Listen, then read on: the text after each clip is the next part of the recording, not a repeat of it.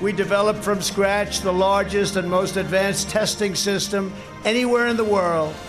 America has tested more than every country in Europe put together and more than every nation in the Western Hemisphere combined. We developed a wide array of effective treatments, including a powerful antibody treatment known as convalescent plasma.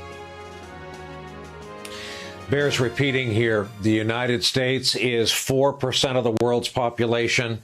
We have 25% of the death toll to this virus.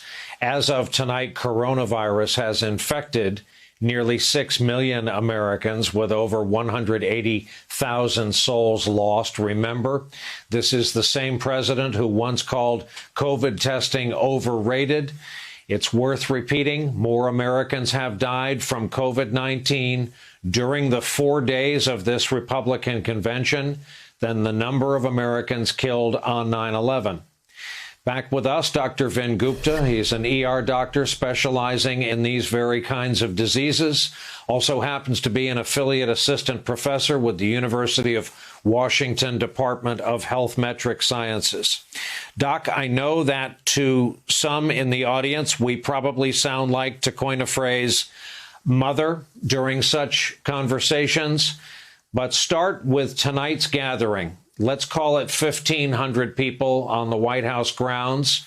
Various print reporters who were witness said they were in place, some of them for 3.5, 4 hours prior to the event. No masks, no problem. A striking picture because depending on where you live, in the New York area, for example, we've not been to anything like this. We have not had human encounters like this in proximity, unmasked, with anyone non-family since there was snow on the ground almost. Brian, you're right. In watching what was happening at the White House lawn, it makes you think. I feel for all the attendees who are placing the interests of the president and pleasing the president instead of their own family's interests, instead of their own self-interest. They should worry about their own health and the health of their loved ones, and they're not doing that. What we know works, Brian, is universal masking. Universal masking can save 70,000 lives by December 1st if we just adopted it. But we need a president out there who's demonstrating through example what he's preaching.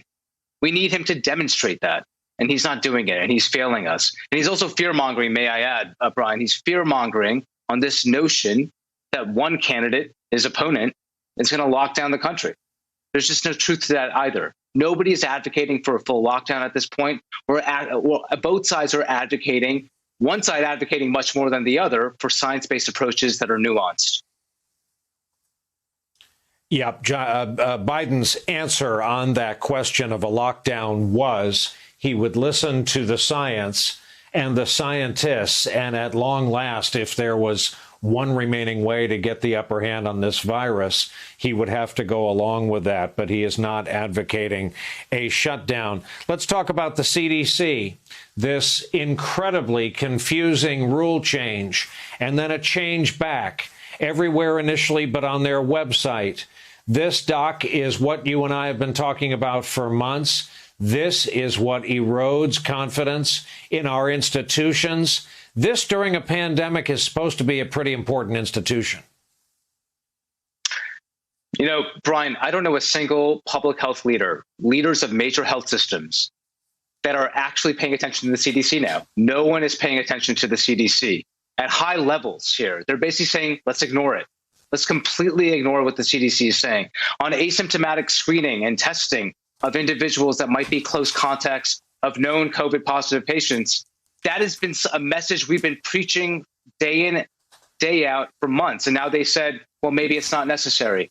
You're right, Brian. It absolutely injures trust. The plasma debate, my God, how many times do we have to say this? There is not good evidence on plasma as being truly effective for COVID-19. Do we think there's signals of it? Yes, potentially. Should they have issued an emergency use authorization on Sunday? No, this is not a miracle cure. Maybe it's helpful on the fringes. But should this be the background and backbone of a strategy to treat and cure the American public of one of the worst outbreaks in a century? Absolutely not. There's just not the evidence for that. We need that evidence, but that precedent harmed our ability to accrue that evidence by pushing forward and pushing on the FDA to approve this treatment.